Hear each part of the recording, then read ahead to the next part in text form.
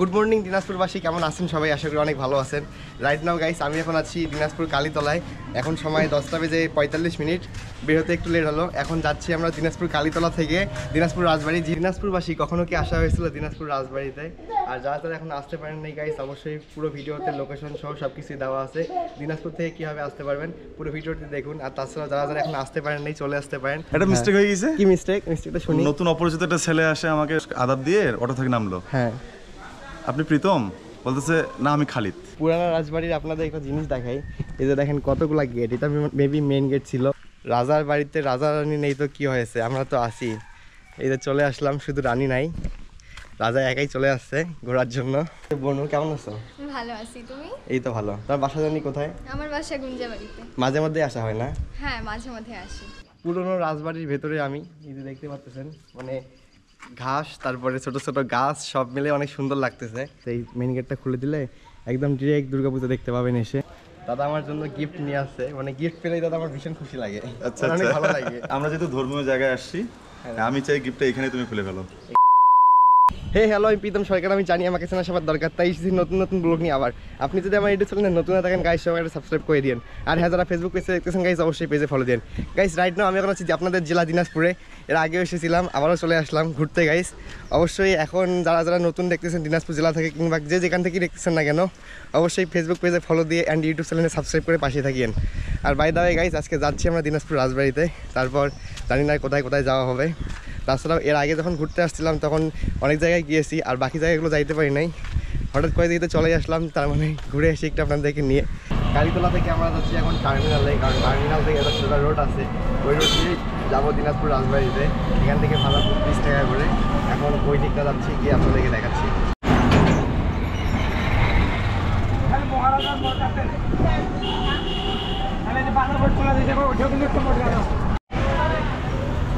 এটি হচ্ছে দিনাজপুরের কেন্দ্রীয় বাস টার্মিনাল, দেখতে পাচ্ছেন। এখান থেকেই আপনারা বিভিন্ন টাইমে যেতে পারবেন। আগে তো দিনাজপুর, এই দিনাজপুর তো দিনাজপুর ছিল। হ্যাঁ, আগে তো রাজবাড়ি ছিল মেন দিনাজপুর। এখন এইদিকে চলে আসছে শহর। সব চলে আসে, এদিকে রাজবাড়ির নাম নেই। আসলে মেন শহর হলো রাজবাড়ি। টার্মিনাল থেকে নামলাম। এখন আমি যে বড় ভাইয়ের সাথে যাচ্ছি, সে বললো কি যে আয়, আমার একটা শর্টকাট রাস্তা জানা আছে, একদম 5 মিনিট লাগবে, এত ইজি রাস্তা। মানে টার্মিনাল তেল পাম্প থেকে নেমে সোজাই চলে আসলাম। এসে দেখেন রাস্তার অবস্থা দেখেন, পুরো জল দিয়ে ভর্তি। মানে কি আর বলি, এমন রাস্তায় চলে আসলাম। আপনারা এই ভুলটি করবেন না, কোনো বড় ভাই থাক কিংবা ছোটো ভাই থাক, তা দেখার বিষয় না। আপনারা এইভাবে আসবেন না। আপনারা অবশ্যই যে কোনো জায়গা থেকে দিনাজপুরে উঠবেন, অটোতে তো উঠতে পারবেন। আপনারা অটোতে উঠে বলবেন যে দিনাজপুর রাজবাড়ি যাব, রাজবাড়িতে আপনাদের এসে নামাই দেবে। অবশ্যই ভাড়া করে উঠবেন। দিনাজপুর শহর থেকে 20 থেকে 30 টাকাও নেয়, আবার মাঝে মাঝে 10 টাকাও নেয়। সেটা আপনাদের আসার উপর নির্ভর করবে কয়জন আসতেছেন। তো এভাবেই আপনারা যেতে থাকবেন। আর আমার মতো এদিক দিয়ে আসবেন না, তাহলে এই যে রাস্তার মধ্যে এগুলো দেখতে হবে। ফাইনালি গাইস চলে আসলাম রাজবাড়িতে। দেখতে পাচ্ছেন দিনাজপুর রাজবাড়ির গেট। এই যে কিছুটা ভিউ এরকম। এই যে আমি এদিকে প্রচুর তাপ দিচ্ছে, আর এইদিকে রাজবাড়ির অবস্থা দেখাই আপনাদেরকে। বাহ, এখানে ছাগল, তারপর সবাই রেস্ট করতেছে শুয়ে শুয়ে। বাহ, একটা ছাগল, 2টা 3টা 4টা। এই মেন গেটটা খুলে দিলে একদম ডিরেক্ট দুর্গাপুজো দেখতে পাবেন এসে। অলরেডি প্রতিমা বানানো চলছে, দেখতেই পাচ্ছেন। অবশ্যই আপনারা চাইলে দুর্গাপুজোর সময় আসতে পারেন দিনাজপুরে ঘোরার জন্য। আপনার অনেক সুন্দর সুন্দর জায়গা পাবেন। আর পুজোর সময় তো অনেক মজা হয় দিনাজপুরে। আমি এসেছিলাম একবার, হয়তো আপনারা ব্লগে দেখছিলেন। এখন যাচ্ছি আমরা দিনাজপুরের মূল রাজমন্দিরটাতে, যেখানে গেলে আপনারা অনেক সুন্দর ভিউ পাবেন। গেটের যে ভিউ, মানে কি বলি, অনেক সুন্দর লাগে আমার কাছে। আপনারা দেখলেই বুঝতে পারবেন। চলেন যাওয়া যাক। এদিকে একটু রেস্ট করতে পারবেন, কিন্তু জায়গাটা অনেক ভিজে গেছে, প্রচুর রোদ। তারপরে আমরা যাচ্ছি ভেতরের দিকে। মেন গেট তো দেখতেই পারলেন, এখন যাচ্ছি আমরা ভেতরের গেটে। এই যে আমরা গিয়েছিলাম হচ্ছে ওই সাইডে, ওই একটু পর যাবো ওই সাইডে পেছন দিকে। পেছনের ভিউটা আপনাদেরকে দেখাবো কেমন লাগে। অবশ্যই আপনারা পুরো ভিডিওটি দেখবেন। এই হচ্ছে রাজবাড়ির 3 নাম্বার গেট। ওইদিকে একটা ক্রস করলাম, এদিকে আরেকটা, আর এটা হচ্ছে 3 নাম্বার গেট।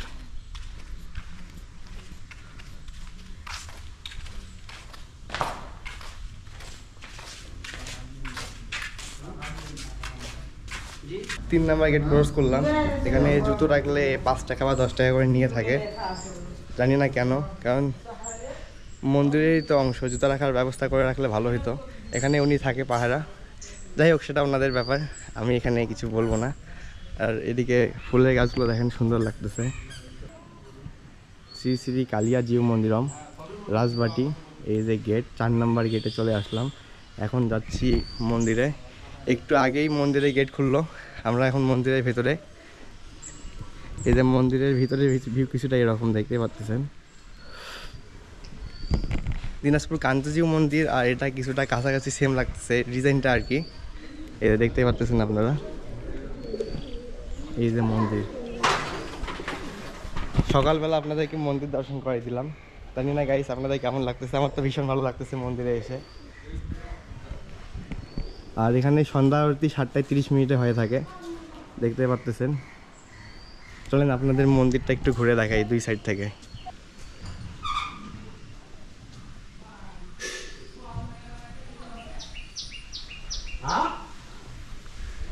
এই চলে আসছে বনু, কেমন আছো? ভালো আছি, তুমি? এই তো ভালো। তার বাসা জানি কোথায়? আমার বাসা গুঞ্জাবাড়িতে। মাঝে মধ্যে আসা হয় না? হ্যাঁ, মাঝে মধ্যে আসি। আচ্ছা, এখানে পুজো হয় কোন কোন কোন বারে জানা আছে? না, সেটা জানা নেই। প্রত্যেকদিনই মানে মোটামুটি পূজা হয়, সকালে আর আচ্ছা। সন্ধ্যায় আরতি হয়, সন্ধ্যা আরতি। এদিকে ভাইয়া আছে। ভাইয়া তোমার নাম কি? রঞ্জন সরকার, কিসে পড়ো? ক্লাস 7-এ। কতবার আসছিলা আজকে সব? অনেকবারই আসা হয় এখানে। তুমি কতবার আসছো? আমি তো এখানে আসতেই থাকি, আমাদের কাছেই বাসা, ওই জন্য। আচ্ছা, ও আলাদা। নমস্কার দাদা, কেমন আছো? দাদা ভালো আছেন? এই তো আছি আমরা। একটা মিস্টেক হয়ে গেছে। কি মিস্টেকটা শুনি। নতুন অপরিচিত একটা ছেলে আসে, আমাকে নমস্কার আদাব দিয়ে অটো থেকে নামলো। হ্যাঁ, আপনি প্রীতম? বলতেছে না আমি খালিদ। খালিদ। কথা বললাম, বলার পর তুমি বললে না যে ভিতরে আছি। হ্যাঁ, ওনাকে আবার ফিরে বললাম যে আপনি ভিতরে ঢুকে বললাম কেন খালিদ নাম বললেন, প্রীতম না? এরকম করে বলতেছি।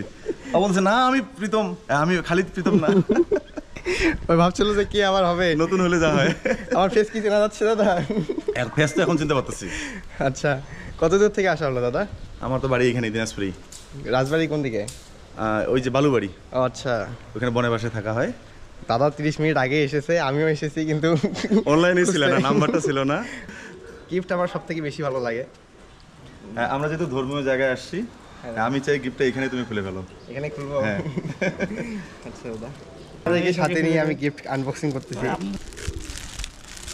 ও অনেক ভালো কথা বলতে পারে, বুঝছেন? তখন যেখানে যাই বিভিন্ন শিখতেছি জায়গায় দাদা, এতটা ভালো পারি না। বলে বলে এরকম করে জায়গাগুলো দেখায়, ভালো লাগে। আর এখনকার যুগে তো কন্টেন্ট ক্রিয়েটররা এমন হয়ে গেছে, অন্যান্যরা মানে বলা যায় যে তাই ভাবছিলাম দাদা, পৃথিবীর সর্বশ্রেষ্ঠ গিফট আজকে পেয়েছি আমি। অনেকেই অনেক গিফট দিছে, কিন্তু এরকম গিফট কেউ দেয় নাই আমাকে কখনো। অনেক ভালো লাগলো দাদা। ফটোগ্রাফ দিছি ছোট মানুষ হিসেবে। আচ্ছা, প্রিয় প্রীতম সরকার, দিনাজপুর আগমনে তোমাকে স্বাগতম। এই তারিখে দাদার সাথে আমাদের দেখা, মনে থাকবে 20 আগস্ট 2025। আর এই তারিখে আমি গিফট পাইছি দাদার কাছ থেকে, অনেক ভালো লাগলো, স্মৃতি হয়ে থাকবে এখানে, সুন্দর করে লেখা থাকলো। রাজবাড়ির মন্দির ঘোরাঘুরি করে এই যে দেখতে পাচ্ছেন মূল গেটটা, গেটের পাশ দিয়ে চলে আসলাম রাজবাড়ির পেছন সাইডে। দেখতে পাচ্ছেন বড় বড় গাছ, এই যে এত বড় বড়। আর এদিকে প্রচুর বাতাস পাওয়া যাচ্ছে, বসে বসে সুন্দর সময় কাটানো যাবে। আর এই যে পেছন সাইড অনেক পুরানো, দেওয়ালগুলো অনেক সুন্দর লাগতেছে। এই যে দেখতে পাচ্ছেন একদম সবুজে ঘেরা, ঘাস দিয়ে ভর্তি। বাহ, এটা তো আরো সুন্দর লাগতেছে। পুরানা দেওয়াল, পুরানা রাজবাড়ির আপনাদের একটা জিনিস দেখাই। এই যে দেখেন কতগুলা গেট, এটা মেবি মেন গেট ছিল, ওইদিকে আরেকটি গেট, এইদিকে, মানে এতগুলা গেট গণে শেষ করতে পারতেছি না আমি। এই যে আপনাদেরকে দেখাই, এটাও মেন গেটের অংশই পড়ে। তারপর এখানে রাজার বাড়ি ছিল, আর একটা রুম ছিল এদিকে, ছোট রুম। এই রুম থেকে আবার যাইতে পারবেন, ও এদিকে আবার সিঁড়ি, মানে কি সিস্টেমে যে বানাইছিল কিছুই বুঝতেছি না। এটা হচ্ছে মেবি ব্যালকনি। রাজা থাকলে এতদিন আমাদের ঢুকতে দিত না, তারপরেও ঢুকতে পারছি। আর এটা হচ্ছে বাসাটা হচ্ছে 1 তলা 2 তলা, উপরে তো দেখতেই পারতেছেন আপনারা। সিঁড়িতে উপরে উঠবি। এই যে কিছুটা ভিউ পুরানা বাড়ির, পুরনো রাজবাড়ির ভেতরে আমি, এই যে দেখতে পাচ্ছেন, মানে ঘাস, তারপরে ছোট ছোট গাছ সব মিলে অনেক সুন্দর লাগতেছে। আর এখানে আপনারা ভিডিও, ফটোশ্যুট, তারপরে রিলস সব কিছুই বানাতে পারবেন, চাইলেই চলে আসতে পারেন।